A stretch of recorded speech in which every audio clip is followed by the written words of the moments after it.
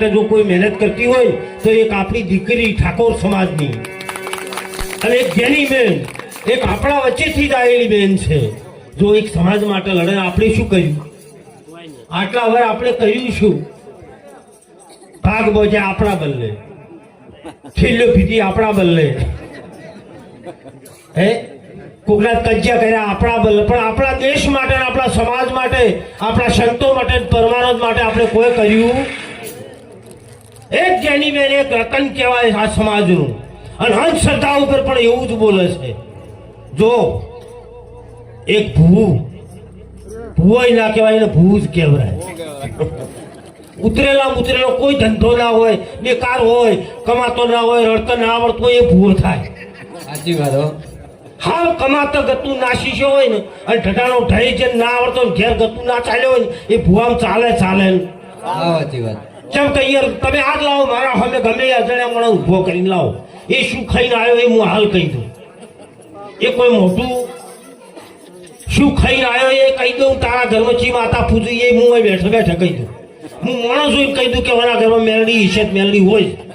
ચેહર હશે ચેહર હોય આજે જ રમેશભાઈ મારા અંગાત હતા અને હારી પાછા અમે હોટલે જમવા જ્યાં ઠાકોરે હોટલ નવી કરી ઠાકોર મને કે બાપુ આ હોટલમાં કેવું રહેશે મને મોણા થોડું કહી ગયો હું કહું તને શું કહી ગયો એ હું કહી દઉં કે બાપુ કહી દઉં કે બાપુ શું છે કહું આ હોટલમાં એક શિગોતરું નળ બોલ્યો તો એ કે હોય બાપુ ભૂવો કહી ગયો એ જ તમે કીધું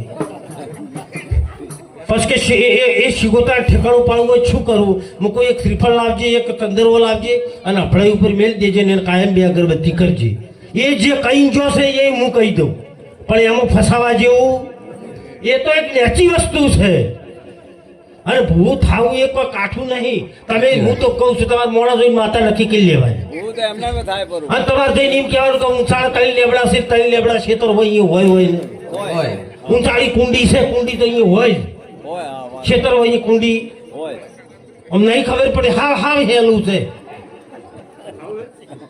તોય અને તમે એ દોણા તમને એ જોઈજો આલા છે ઘઉં એ પ્રેક્ટિસ થઈ ગઈ 20 વર્ષથી બાબુરામ સાહેબ છે અમારી ઈશ્વરદાસ બાજરીની ખેતી કરે રાયડો વાવે તો એ શેઠે જઈને કી ને કે ઓમ 60 મણ થાય તો 60 મણ થાય તો એ ઘઉંની મુઠ્ઠી પકડે એટલે 30 32 34 આવે ને કાઠું નથી પણ તમે એમ કહેજો કે મારી નદીમાંથી બે મડણની નદીમાંથી બે એક ટોકર ભરીને રેટ લાવું ને એમાં તું દોઢ લાય નદીની રેતનો તું દોઢ લાવે ને તો તું દોઢ ખરો ને નહીં લાવે જેમ કઈ ઘઉંમાં જેવાયા થઈ ગયા બાજરીમાં અને દોણા શું જોવે છે બુઢા તમે તાર ગોગ પૂજો શિગોતર પૂજો મેલડી પૂજો પૂજ્યો બધા જે પૂજતા હોય પૂજવા જેવું છે પણ તમારે ઘેર કદાચ એ ધૂણી જતન બીજા દાડ આવું તો ઓળખો તમે રે ઓમ આવી અને આ ધૂણી જતર તમે 3 મહિના ચડે શંકાભાઈ કોઈ ઉભા થઈને બોલતા હતા અમે બધાને જોઈએ શંકાભાઈને હવે શંકાભાઈ 100 મહિને તમે એસટી ભાડો બોલો પાછળથી ઓળખી જાઓ ના ઓળખી જાઓ કે હા ચૂકલો છે ભાઈ આ શંકાભાઈ છે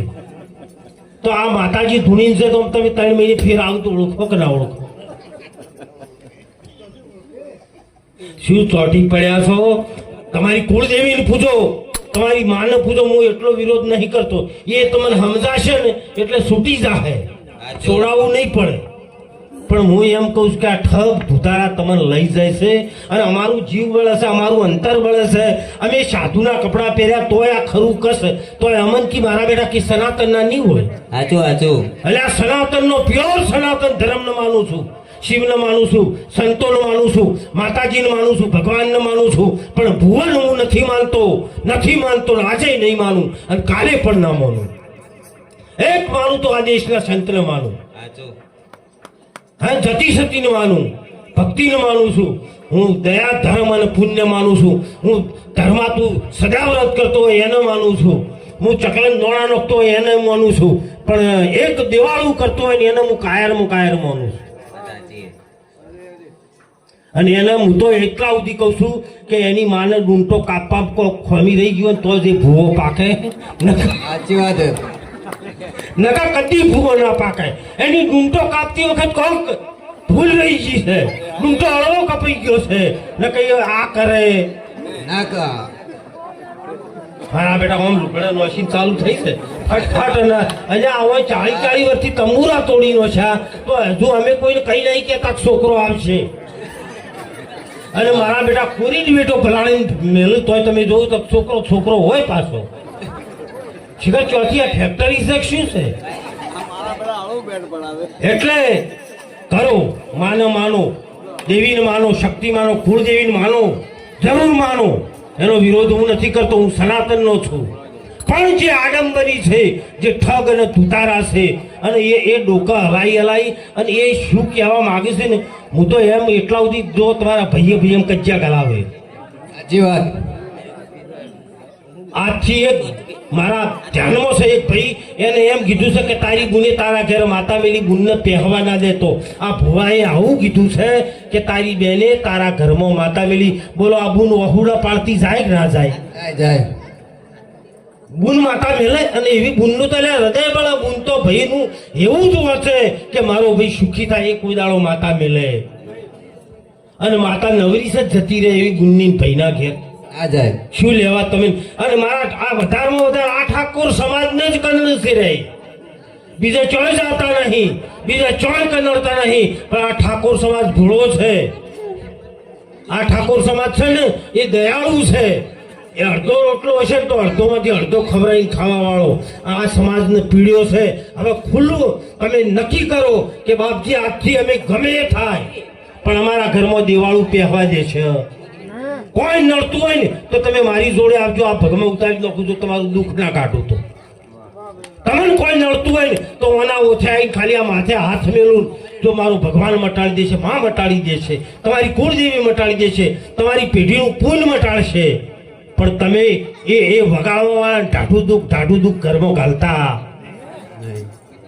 અને મારો વિરોધ કરી રહ્યા છે આજ મારું તો ઓહો ગિરિબાપુ ભુવન માનતો જ નહીં પણ ચોથી માનું મરતા એના લાગે છે કે એની દુકાનો બંધ થઈ જવાની જ્ઞાનીબેન બોલ્યા જ્ઞાનીબેન મારો વિડીયો ભાડીને બોલ્યા જ્ઞાનીબેનને ના બોલવાનું બોલ્યા રે તો તમે ક્યાં જો છો જ્ઞાનીબેન એક ઠાકોર સમાજની દીકરી અને જાહેરમાં એને કીધું હતું કે મારા સમાજમાંથી દિવાળા દૂર કરવા છે તો એ જો એક ઠાકોરની દીકરી હું તો એને એ અંબા માનું અંબાજી રીજ અંબા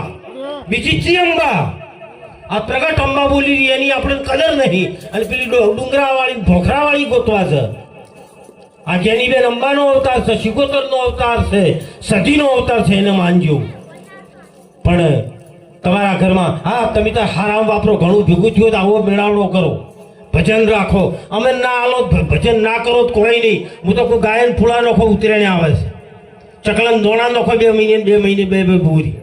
પણ આ પેલા ઠગન અને ગામમાં એકડો કરો કે આપણા ગામમાં ભૂવો પહેવા દેવો નહીં એવો એકડો કરો યુવાનો થઈ જો ક્રાંતિ આવે તમારું બાળક ભણશે તમારું બાળક આજે નાના છોકરા મારા બેટા દોડ લેતા શીખી ગયા હા એ રે આ જાણે છોકરું અમારું નેહાળીમાં આવે તે ભેગી દફતરમાં માળા લઈને આવે અને બાજુ મારો છોકરો ભણવા બેઠેલો એને કે તારે કોઈ નડે નહીં ઉભો હું જોઉં કે અને દોડ લે બેઠો પેલો મારો છોકરો મારા જેવો જ હોય ને એ કે ભૂત કે પલી કે માતા તેવું કોઈ છે જ નહીં અમને કોઈ નડતું પેલો કે ચમ ના નડે પેલો કે અમે ભગવાનને માનીએ છીએ અમને કોઈ ના નડે અને જે ભગવાનને સંતને ના માને ને એને બધું નડે ને આ ડેકલા પેઠા છે ને એ સંતના ઘેર કોઈ દાડો પગલો નહીં કરાય એના ઘરમાં ડેકલું વાગે તમે એક વખત તમે કાળા ઘેલો સંતને લાવી અને તમારા ઘરમાં પગલા કરાવજો જો નળગત બંધ ના થઈ જાય આ હવા માટે નહીં કહેતો ભાઈઓ તમારા ઘરમાં એક સંત લાવજો ખાલી જો નળગત બંધ ના થઈ જાય મને યાદ કરજો એક સાધુને બોલાવજો કોઈ ના મળે તો તમે કોઈ ના મળે તમારા કુળની કુંવાસીને બોલાવજો એને હાલો ઉઠાડીને રાજી થઈને 100 રૂપિયા આલજો એ રાજી થતી જાય ને તમારું અંદરી ભાદરે થઈ જાય અને પેલો લઈને જાય એટલે હતો કે કેવા ડફોળ બનાવીને લાયા એટલે આ જાગૃતતાનો સમય છે જાગૃત થવાનું છે બીજું આપણી દીકરીઓને મોબાઈલ હાથમાં આલશો ને એ પણ વિચારીને આલજો આજે તમે જો મોબાઈલ હાથમાં આલો છો ને એના લીધે મેસેન્જરમાં જઈને કેવા મેસેજ કરે તમને ખબર નહીં અને ચાલ ટાઈમ આવશે ને તાળ અંધારું છે હો પછી ખબર નહીં પડે આ સમાજમાંથી દીકરીના સંસ્કાર બનાવવા હોય તો માં અને બાપની જરૂર છે એને વાત કરવા તમારો મોબાઈલ આપો. સાચી વાત. પણ એના હાથમાં મોબાઈલ ના હાલતા, અને હાલશો ને તો 2 મહિના 4 મહિના 6 મહિના ચડી તમે અંધારામાં છો અને એ અજવાળામાં જતી રહે. પછી હાથ ગમે એમ કહો બેઠા બેઠા કોઈ વળશે. કાયદા અને કાનૂન બહુ કડક છે આજે, પણ આપણે જો આપણી દીકરીને બચાવી છે, આપણું યુવાધન બચાવવું તો મોબાઈલથી દૂર રાખજો. અમારા છોકરા વળી જશે આમ તમે જો કો તો આડું જતું હોય, કો તો ઊભું જતું હોય. હે રીંગો ચેવી વાગે, तुझ में रब दिखता है, तुझ में रब दिखता है, यारो मैं क्या करूं. અલ્યા તને આમાં ભગવાન દેખાય ને એને શું બગાડ્યું છે તારું? ભગવાન તો એનામ દેખાય છો, એનામ, અને ઓય દેખાય ને તો બધામ દેખાય ને.